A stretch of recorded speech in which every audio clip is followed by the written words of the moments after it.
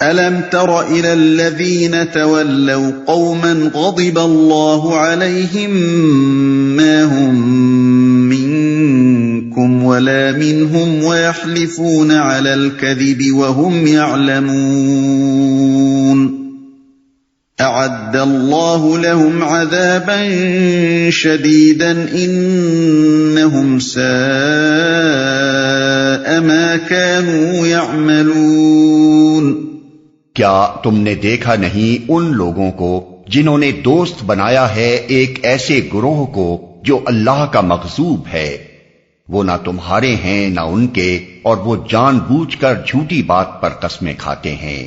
اللہ نے ان کے لیے سخت عذاب مہیا کر رکھا ہے، بڑے ہی برے کرتوت ہیں جو وہ کر رہے ہیں، جو اللہ کا مغضوب ہے۔ اشارہ ہے مدینے کے یہودیوں کی طرف جنہیں منافقین نے دوست بنا رکھا تھا۔ نہ تمہارے ہیں نہ ان کے، یعنی مخلصانہ تعلق ان کا نہ اہل ایمان سے ہے نہ یہود سے، دونوں کے ساتھ انہوں نے محض اپنی اغراض کے لیے رشتہ جوڑ رکھا ہے۔ جھوٹی بات پر قسمیں کھاتے ہیں، یعنی اس بات پر کہ وہ ایمان لائے ہیں اور محمد صلی اللہ علیہ وسلم کو اپنا ہادی و پیشوا مانتے ہیں اور اسلام و اہل اسلام کے وفادار ہیں۔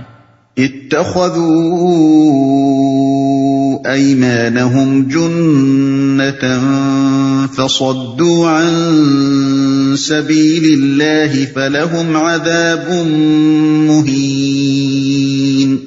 انہوں نے اپنی قسموں کو ڈھال بنا رکھا ہے جس کی آڑ میں وہ اللہ کی راہ سے لوگوں کو روکتے ہیں، اس پر ان کے لیے ذلت کا عذاب ہے۔ اللہ کی راہ سے لوگوں کو روکتے ہیں، مطلب یہ ہے کہ ایک طرف تو وہ اپنے ایمان اور اپنی وفاداری کی قسمیں کھا کر مسلمانوں کی گرفت سے بچے رہتے ہیں، اور دوسری طرف اسلام اور اہل اسلام اور پیغمبر اسلام کے خلاف ہر طرح کے شبہات اور وسوسے لوگوں کے دلوں میں پیدا کرتے ہیں، تاکہ لوگ یہ سمجھ کر اسلام قبول کرنے سے باز رہیں کہ جب گھر کے بھیدی یہ خبریں دے رہے ہیں تو ضرور اندر کچھ دال میں کالا ہوگا۔ لن تغنی عنہم اموالہم ولا اولادہم من اللہ شیئا اولئک اصحاب النار ہم فیہا خالدون۔ اللہ سے بچانے کے لیے نہ ان کے مال کچھ کام آئیں گے نہ ان کی اولاد، وہ دوزخ کے یار ہیں، اسی میں وہ ہمیشہ رہیں گے۔ یوم یبعثہم اللہ جمیعا فیحلفون له کما یحلفون لکم ویحسبون انہم علی شیء الا انہم هم الکاذبون۔ جس روز اللہ ان سب کو اٹھائے گا وہ اس کے سامنے بھی اسی طرح قسمیں کھائیں گے جس طرح تمہارے سامنے کھاتے ہیں، اور اپنے نزدیک یہ سمجھیں گے کہ اس سے ان کا کچھ کام بن جائے گا۔ خوب جان لو وہ پرلے درجے کے جھوٹے ہیں، جس طرح تمہارے سامنے کھاتے ہیں۔ یعنی یہ صرف دنیا ہی میں اور صرف انسانوں ہی کے سامنے جھوٹی قسمیں کھانے پر اکتفا نہیں کرتے، بلکہ آخرت میں خود اللہ جل شانہ کے سامنے بھی یہ جھوٹی قسمیں کھانے سے باز نہ رہیں گے۔ جھوٹ اور فریب ان کے اندر اتنا گہرا اتر چکا ہے کہ مر کر بھی یہ ان سے نہ چھوٹے گا۔ استحوذ علیہم الشیطان فانساہم ذکر اللہ اولئک حزب الشیطان الا ان حزب الشیطان هم الخاسرون۔ شیطان ان پر مسلط ہو چکا ہے اور اس نے خدا کی یاد ان کے دل سے بھلا دی ہے، وہ شیطان کی پارٹی کے لوگ ہیں، خبردار ہو شیطان کی پارٹی والے ہی خسارے میں رہنے والے ہیں۔ ان الذین يحادون اللہ ورسولہ اولئک أُولَئِكَ فِي الْأَذَلِّينَ یقیناً ذلیل ترین مخلوقات میں سے ہیں وہ لوگ جو اللہ اور اس کے رسول کا مقابلہ کرتے ہیں۔ كتب الله لأغلبن أنا ورسلي إن الله قوي عزيز۔ اللہ نے لکھ دیا ہے کہ میں اور میرے رسول غالب ہو کر رہیں گے، فی الواقع اللہ زبردست اور زور آور ہے۔ لا تجد قوما يؤمنون بالله واليوم الآخر يوادون من حاد الله ورسوله ولو كانوا آباءهم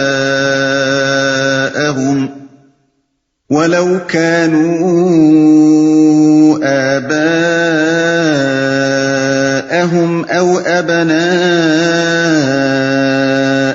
أو إخوانهم أو عشيرتهم أولئك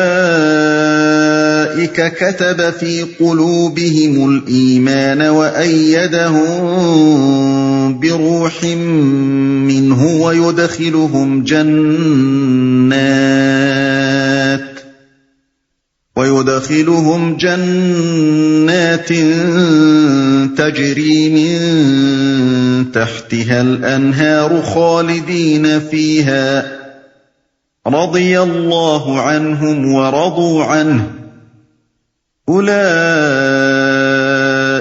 حزب الله ألا إن حزب الله هم المفلحون۔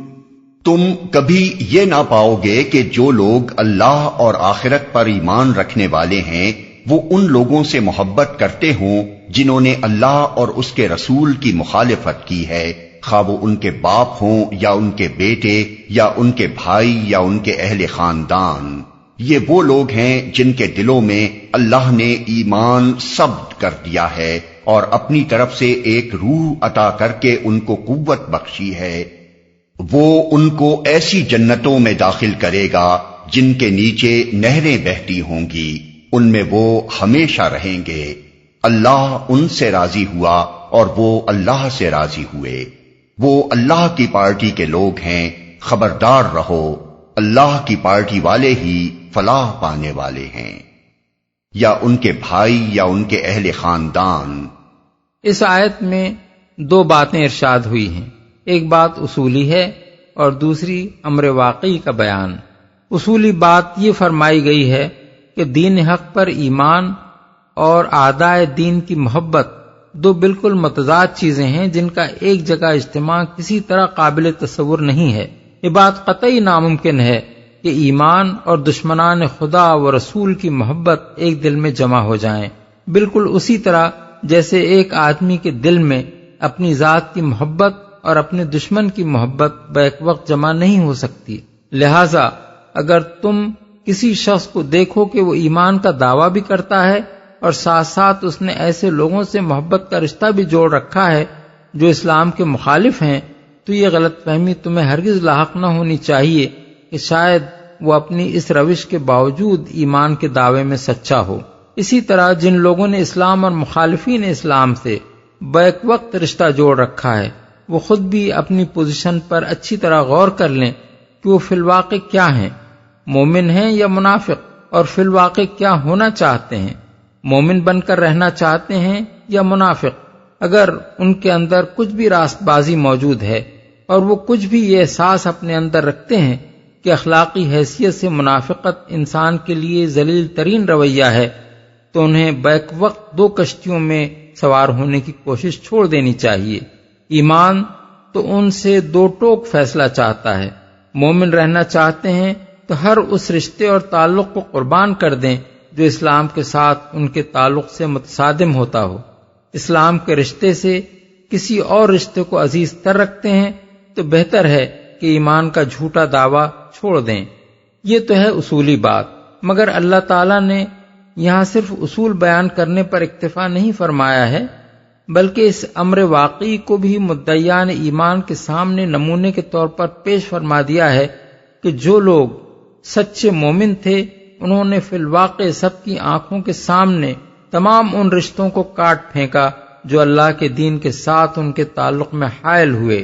یہ ایک ایسا واقعہ تھا جو بدر و احد کے معرکوں میں سارا عرب دیکھ چکا تھا۔ مکے سے جو صحابہ کرام ہجرت کر کے آئے تھے وہ صرف خدا اور اس کے دین کی خاطر خود اپنے قبیلے اور اپنے قریب ترین رشتہ داروں سے لڑ گئے تھے۔ حضرت ابو عبیدہ نے اپنے باپ عبداللہ بن جراح کو قتل کیا۔ حضرت مصعب بن عمیر نے اپنے بھائی عبید بن عمیر کو قتل کیا۔ حضرت عمر نے اپنے ماموں عاص بن ہشام بن مغیرہ کو قتل کیا۔ حضرت ابو بکر اپنے بیٹے عبد الرحمن سے لڑنے کے لیے تیار ہو گئے۔ حضرت علی، حضرت حمزہ، حضرت عبیدہ بن الحارث نے عتبہ، شیبہ اور ولید بن عتبہ کو قتل کیا جو ان کے قریبی رشتہ دار تھے۔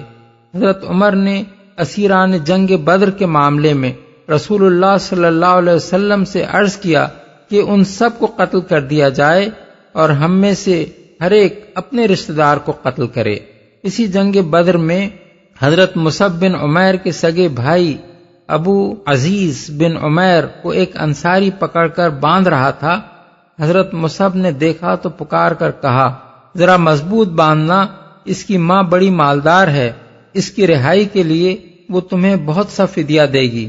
ابو عزیز نے کہا، تم بھائی ہو کر یہ بات کہہ رہے ہو؟ حضرت مصعب نے جواب دیا، اس وقت تم میرے بھائی نہیں ہو بلکہ یہ انصاری میرا بھائی ہے جو تمہیں گرفتار کر رہا ہے۔